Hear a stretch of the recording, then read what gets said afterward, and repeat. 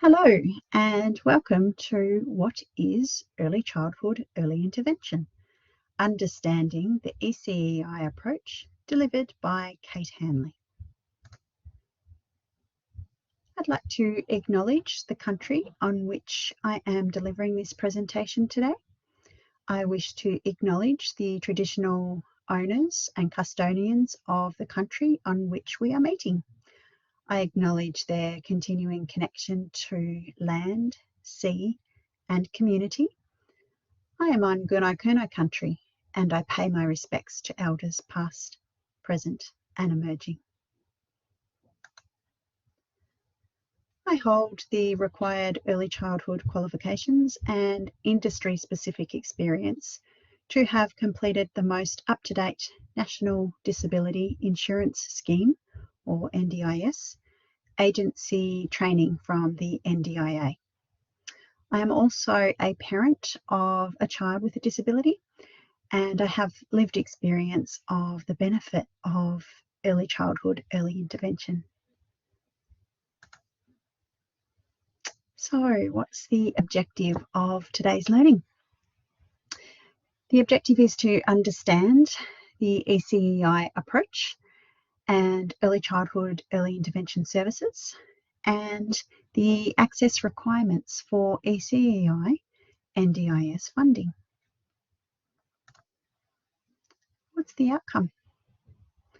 By the end of this session, you should know what is ECEI, understand the eligibility, and strengthen your ability to support families that have concerns about their child's development and/or disability to engage in early childhood early intervention. Things we need to consider. Are we COVID safe? So currently in Victoria, we are amidst another statewide lockdown, and therefore the nature of the delivery of this information is online. So we are in the comfort of our own homes undertaking this learning today.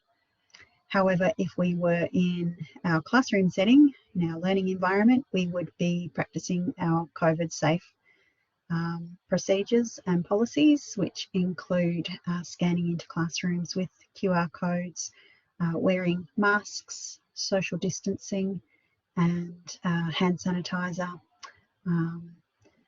However, as I said, we are delivering online today. So that being said, let's get comfortable. Make sure you are situated in an ergonomic and well-designed space to take some notes, be prepared. Consider confidentiality. The nature of this information sharing sometimes can lead to some communication around specific children and maybe family situations. And it's important to understand that under no circumstances can we talk to specifics. We need to uphold our confidentiality and maintain privacy at all times. Furthermore, something to consider is we might need to take a break. If anyone should need to take a break for any reason, please pop your hand up or let me know. We can pause proceedings so that can happen. Sometimes you might just need to take a break because the content could be something that you might need some space to take some deep breaths and absorb. Okay. So we have some expectations in terms of maintaining our online connections today. So to improve the strength of the online connection during this session, please turn off your camera and turn your microphone to mute. This will help maintain the strength of connection. Should you have a question, there's a little icon box with a person with their hand up at the bottom of the screen. Simply push on that and that'll indicate to me that you have a question, and we will make provision for you to ask your question. Alternatively, you may type any question or communication or feedback in the chat box, and we can take that into consideration as we go along. There'll also be opportunity for Q&A at the end of the session. When we get to that point, if you could just please remember to turn on your camera and take your microphone off mute so that we know who is speaking. Okay, so what's in it for you? The benefit of understanding the ECEI approach enables you to support families to connect to the partner in the community to access early childhood, early intervention, and NDIS for support. This can be life-changing for a child and their family.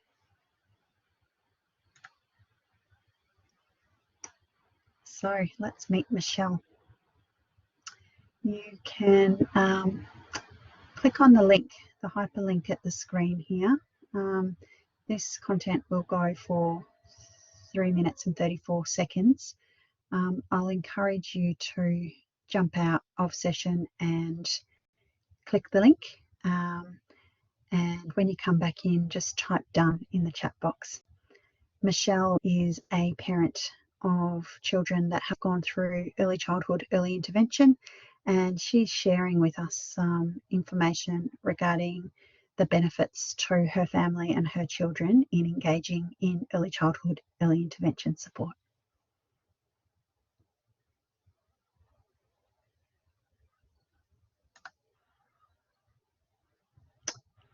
Okay, so everyone's done from watching the video. Thank you very much for typing in done.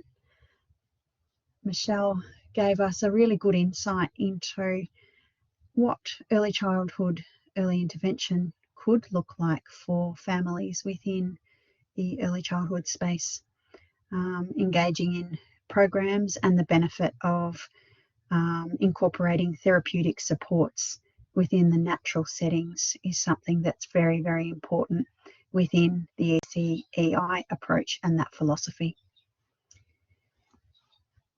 I'm aware that there are a lot of acronyms within early childhood, early intervention, just the title in itself, ECEI.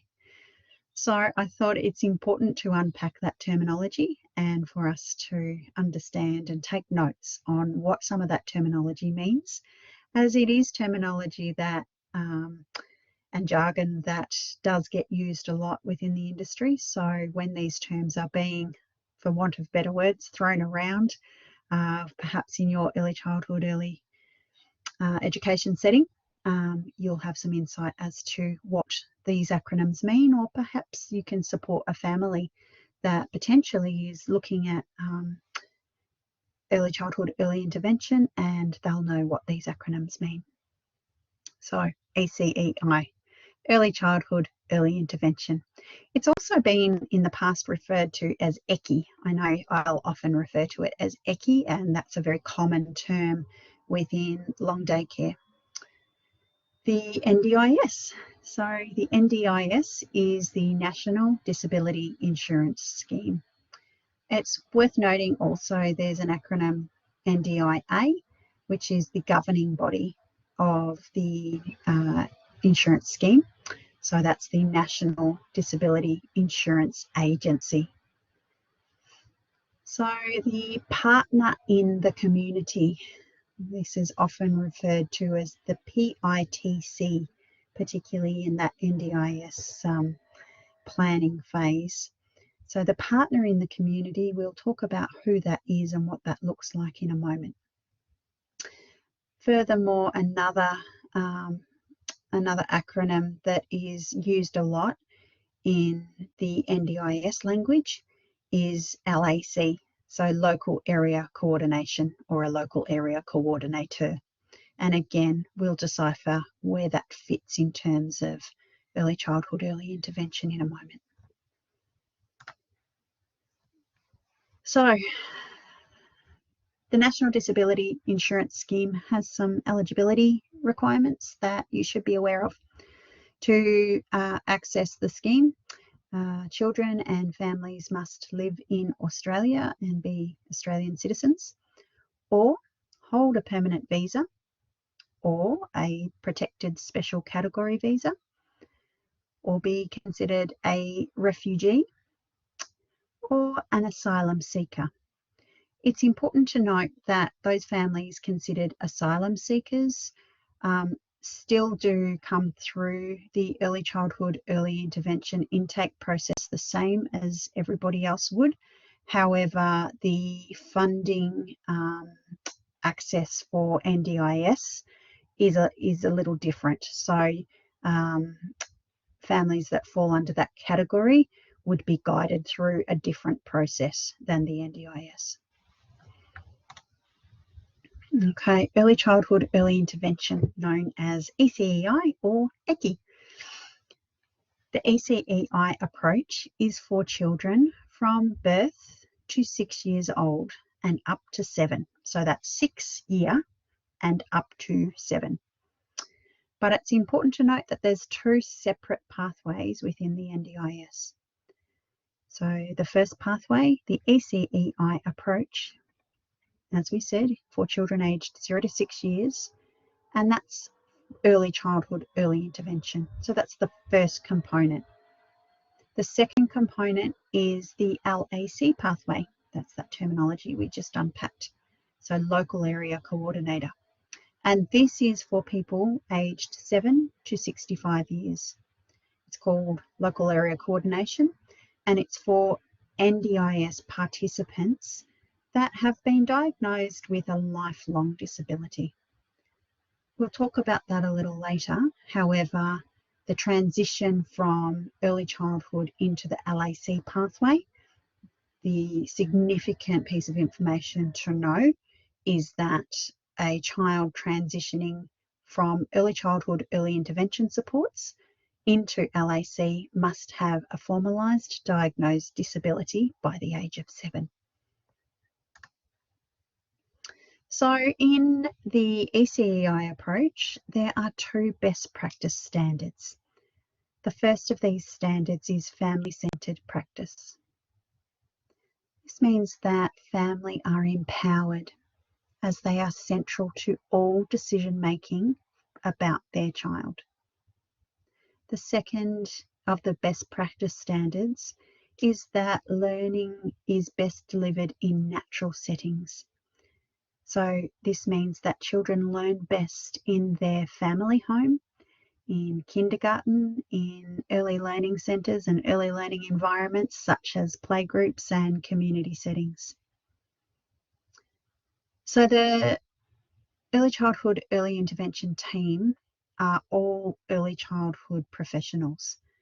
So the team comprises of early childhood teachers and educators, speech pathologists, psychologists, occupational therapists, and physiotherapists. Families can feel reassured when they call through to the intake team that everyone that they speak with on the team have the relevant early childhood qualifications and NDIS training to determine the most appropriate pathway for them for support. So that's really reassuring for families and reassuring for the likes of yourselves as early childhood professionals who potentially are supporting families to make the call through to support their needs or their concerns. So why is family so important? Down on the bottom right-hand side, you'll see the pie chart and you'll see a really big blue section. That really big blue section signifies family. The purple section is childcare or what we would deem as kindergarten or long day care, playgroup. And the orange smaller section is signified as therapy. So simply by this visual chart, we can see that family has the greatest impact on a child's development. We know that therapy is really important in early childhood, early intervention and within that process, but we know that it is best delivered in conjunction with family within natural settings. So the importance of family understanding the benefit of those therapeutic supports, and also being supported in delivering those therapeutic supports, also in collaboration with early childhood professionals in early childhood settings, provides the best possible outcomes for children to raise their functioning capacity. So to be able to absorb good outcomes from early engagement in early childhood, early intervention. As part of the resources from this learning, you will receive this rainbow coloured postcard. This postcard has this is the front of the postcard, and I'm about to flip over and show you the back of the postcard. The postcard actually is a really fabulous tool for you to be able to support a family that might be identifying their concerns regarding their child's development. So families that have concerns about their child's development can call through on 1800 546 532, and that will get them through to the partner in the community. So there's that word, the partner in the community, which is Link Health and Community or Latrobe Community Health Services, and that's for the Gippsland region. You can conduct what we call a supported referral, and I'm actually going to deliver another session in regards to how to actually go about doing that.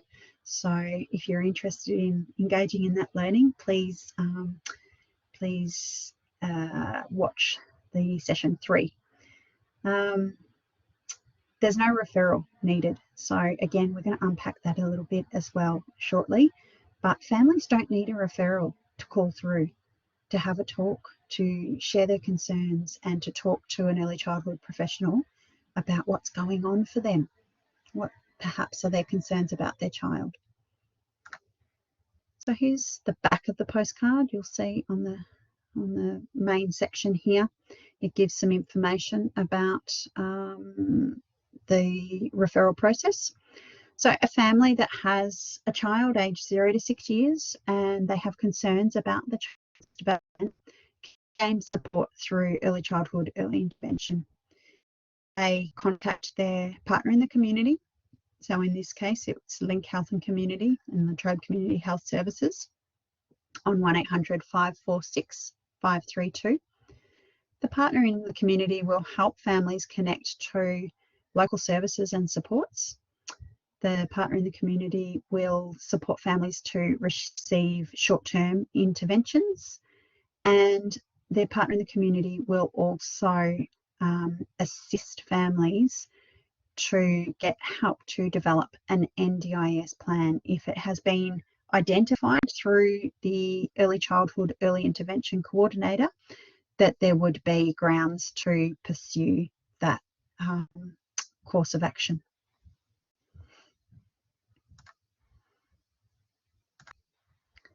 So when we're looking for, I guess, activating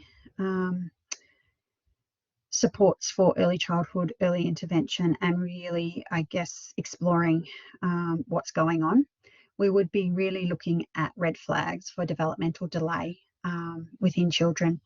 And some of the things that a family might observe, but also you as an early childhood educator might observe as being a developmental concern.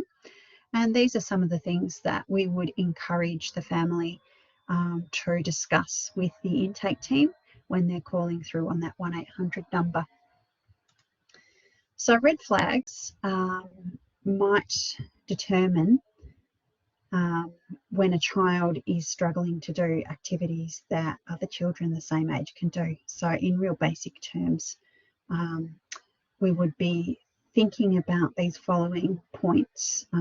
This is very, very broad, but I guess to pop it in context of aligning each of these pointers in terms of the specific key age and stage of development as to where the child is, and potentially what concerns might align around these particular functions. So families might be concerned if their child is not feeding or dressing or toileting according to the child's key age and stage, understanding instructions and actioning them, communicating their needs and wants, listening to stories, sitting next to other children, playing opposite, alongside, or cooperatively with others, perhaps remembering what you've told them, problem solving, so fine motor skills even in terms of being able to navigate pieces to a puzzle, cognitively being able to apply spatial relationships in terms of fitting the puzzle together, or in social scenarios, being able to cognitively navigate their way within a social context to perhaps solve a problem. Sometimes we'll see explosions of emotions in this situation. That leads me to the next point, which always makes me smile: behaving appropriately. Now, let's face it, in early childhood, that's a fairly broad term. However, I would encourage you to put it in the context of key age and stage development and what would be deemed as appropriate according to perhaps the red flag indicators specific to that key age and stage. Fine and gross motor skills, joining in on group and social activities, sensory input challenges, so the child that's covering their ears and perhaps withdrawing from loud or busy situations. It's important to note, and again in our next session of learning in terms of identifying developmental delay, one of the references that is drawn off for a lot of determining or a lot of determination in terms of where developmental delay could be considered. So particularly in the early childhood education and care sector, the ECEI developmental milestones document provides a fairly comprehensive overview of childhood development, and also gives a really good breakdown of areas to perhaps flag for concern. Likewise, within maternal child health, they'll have their Brigance criteria. So though each specific sector might have a differing tool that they might reference, the referencing within early childhood development is all the same according to that key age and stage factor. So the ECEI approach enables families to get the right supports to assist to raise the functioning capacity of their child. So that's the optimum goal, to be able to raise the functioning capacity, which means that the potential delay in development is no longer. So ideally, the benefit of early childhood early intervention means that a child perhaps might enter and exit before they turn 6. So their functioning capacity has raised by the engagement and intervention of early childhood supports. So the role of the early childhood early intervention coordinator is instrumental in terms of assisting the family to navigate what the appropriate journey is for them.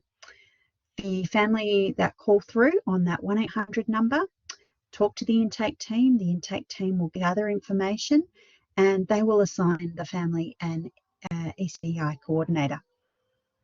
What happens then is the coordinator will contact the family and work with the family over a sequence of usually 2 or 3 different appointments, where the ECI coordinator will come to the family home or a place of the family's choosing, and often with consent within the kindergarten or early learning centre, perhaps in playgroup.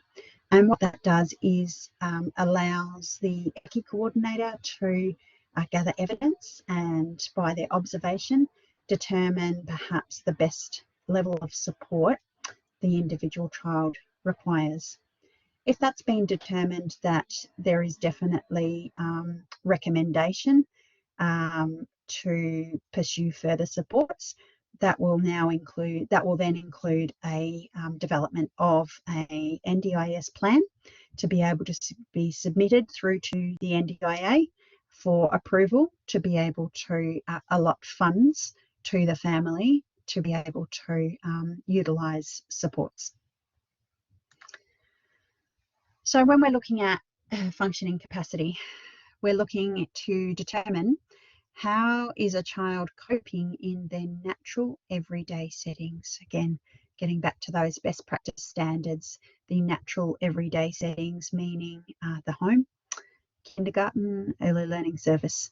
So this is where we know, and we know by the research within early childhood sector, this is where we know that we're getting a really true indication of a child's abilities and potentially observation arising from where those delays might be captured.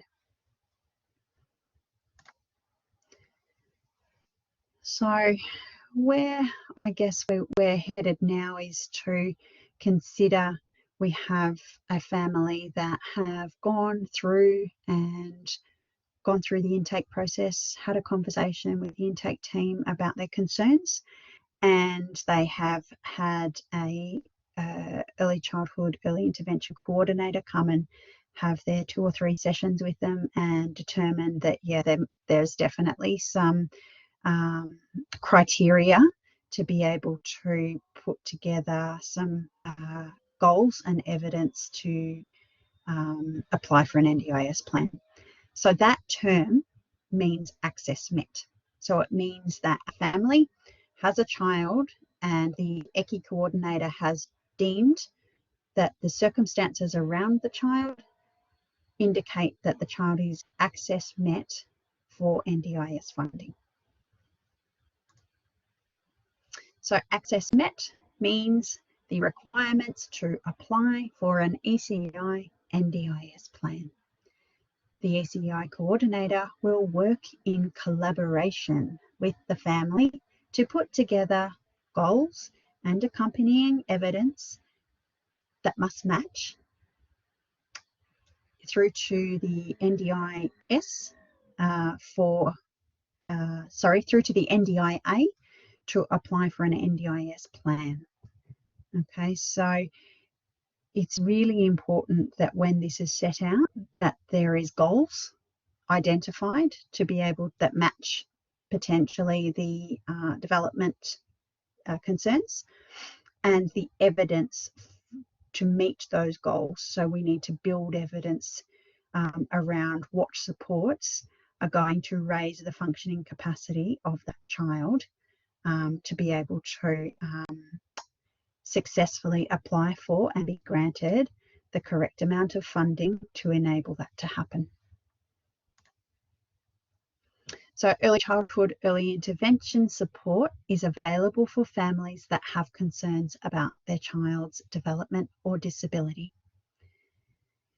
Evidence to support NDIS planning. So again, in that planning phase, we would be looking to collect information, evidence from external stakeholders such as maternal child health nurses, allied health practitioners, early childhood educators, early childhood and primary school teachers, your general practitioners, and of course paediatricians, or directly from the family, because we know that the family know their child best. So information and the concerns shared from the family hold within the ECEI approach, they hold just as much merit for response than a paediatrician referral. So it's definitely taking a new and fresh approach to be able to respond to the needs and concerns of families. So it's very important for you as an early childhood professional to remember that a family does not need a referral to a paediatrician to be able to engage in the early childhood, early intervention process. Okay, that's really, really important information. If a family receives approval for their submitted NDIS plan, what happens then? So this is where the family and the coordinator have worked together. They have identified the goals and put together the supporting evidence from all of the village around the family, and they've put the submission through to the NDIA, and the plan has come back approved. So what happens now is the plan lasts for 12 months, and through a 12-month period there will be a leading up to the end of that 12 months there will be what we call a plan review, in which the allotted ECEI coordinator will work with the family to resubmit a plan according to where they're at in their journey. So let's face it, it's early childhood. Lots of changes in early childhood. Things change frequently and often at very great speed, particularly in those very first few years. So what happens if something changes with a plan that perhaps a family has been supported to submit for their 18-month-old, and the plan has come back and they might be 2 or 3 months into the plan, and there's been some significant changes. So there's been some more identification of developmental delay, or there's been some significant diminish in the child's capacity to be able to undertake their everyday needs. This is where it's really important that that information is communicated back to the ECEI coordinator really quickly. So again, if you are the person, the early childhood professional that perhaps is supporting the family or has the relationship with the family, and you're observing those changes, or perhaps the family are simply communicating that, you know, there's been some changes and perhaps the plan isn't necessarily matching the needs of what the goals identified were.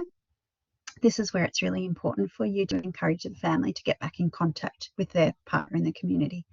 And all they need to do is call back through on the 1-800 number, and they, through that intake team, if they've lost their contact of their coordinator, or things can happen, they can just call back through and give their details, and the intake team will connect them back with their coordinator.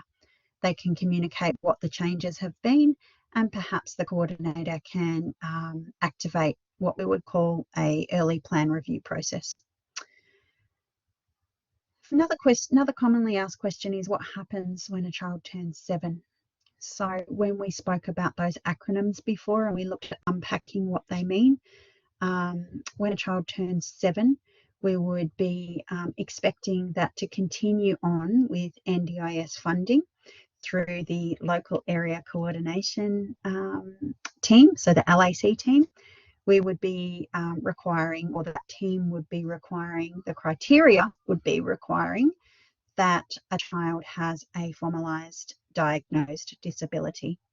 So a child at the age of 7, if they are still undergoing diagnosis, then there would be some provisions put into that final ECEI plan to be able to hand over to the LAC, and then very soon after there would be the provisions made to either support the family back out into the community or to determine what that diagnosis is, and then pending the diagnosis will depend on what LAC NDIS access requirements that child would then have. So plan management, I guess, is something that it's important for us to identify, simply because it can be quite complex, and particularly in the ECEI space. You as early childhood professionals often will be the ones that are dealing with families in these very early stages of them navigating something that's usually very overwhelming and can be quite confronting. So again, offering you this information will allow you insight into potentially some of the choices that families are faced with, and perhaps some of the assistance you can provide in ensuring that they have a full understanding. So NDIS funds, once the plan has been approved, are available to support the evidence built within the plan, so the goals in the plan. And the funds are allotted to the child via the MyGov NDIS portal.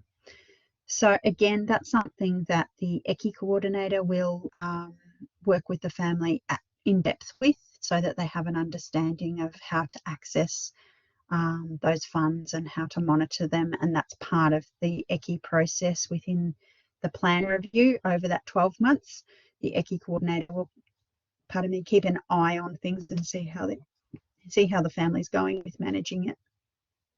The ECEI coordinator will support families how to use the portal, and there's plenty of other support mechanisms that can be put in place to be able to provide skill in understanding how to navigate that space, because again, it's something that's usually very new to families.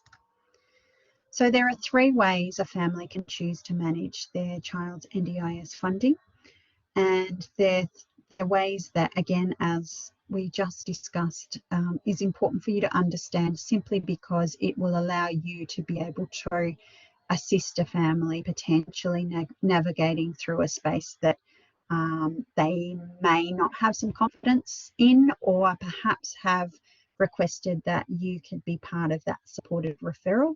And understanding this information helps you to be able to guide them.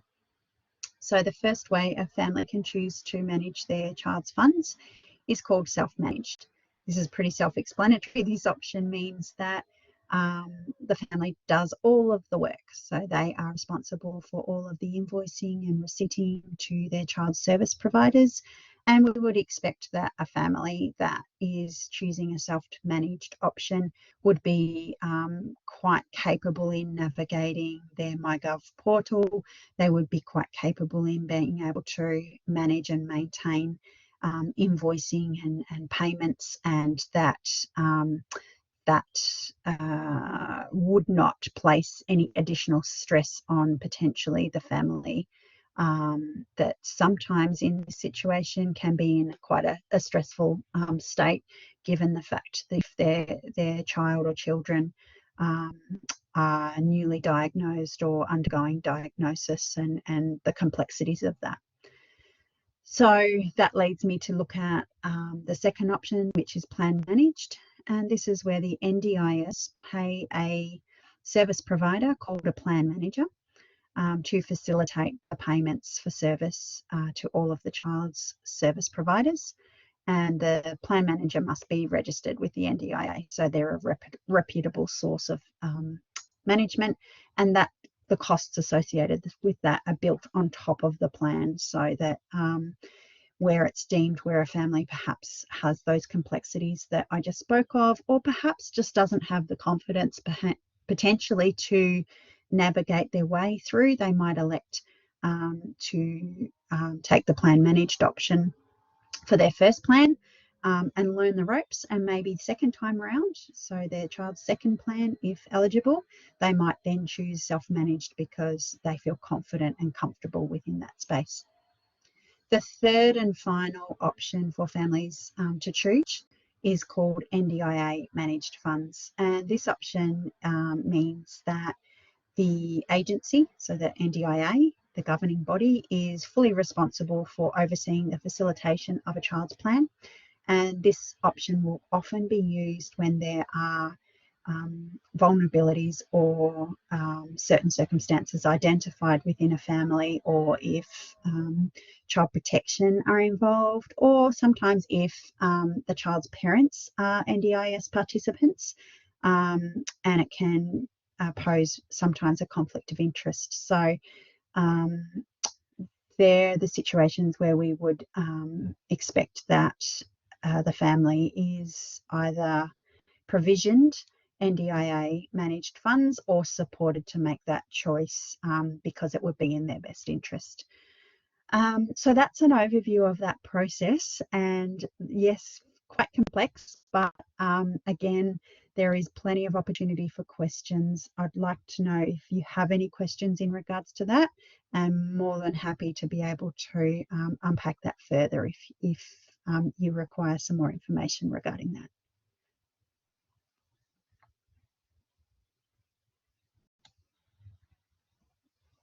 So the key points for you to remember, and the most important information for you as an early childhood professional to know, is on the back of the rainbow postcard, and it is 1-800-546-532.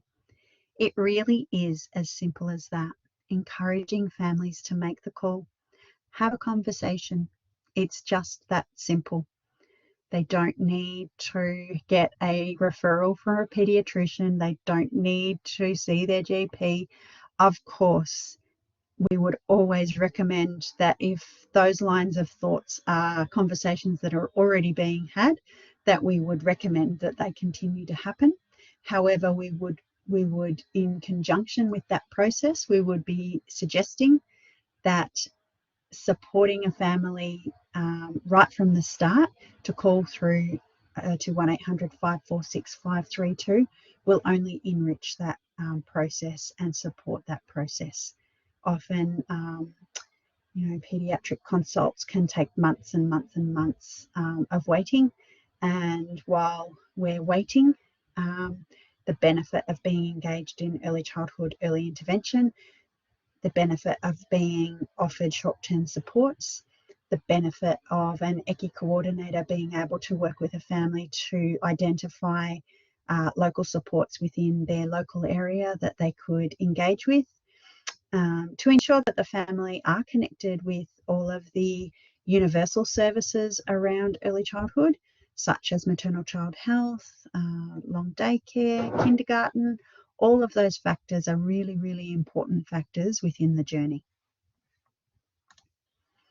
So a family should call 1-800-546-532 if their child is aged from birth to 6 years old and if they have concerns about their child's development. A family does not need reports. They don't need letters of diagnosis from a healthcare professional, such as a pediatrician, to make the call. All of that information can come later if it's required.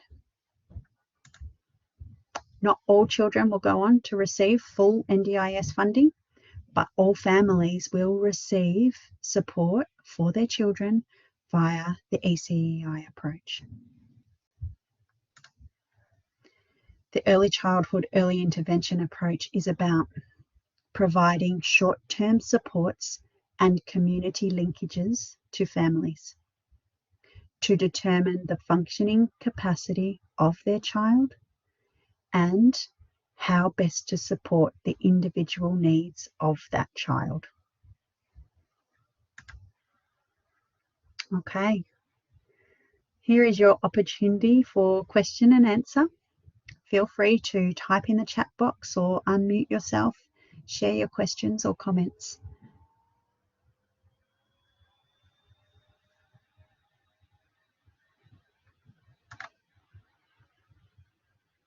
Furthermore to the Q&A opportunity, there is a survey, an opportunity for feedback that is attached to this learning. I invite you to complete that feedback, and as part of that, if there are any specific questions, I'm more than happy to respond to those, and we can look at supporting your understanding further should you have questions outside of this forum. I'd just like to take the opportunity to thank you very much for engaging in this learning today. What you do matters in this space, and the benefit of early childhood early intervention is life-changing for children and their families. My name is Kate Hanley, and I thank you very much.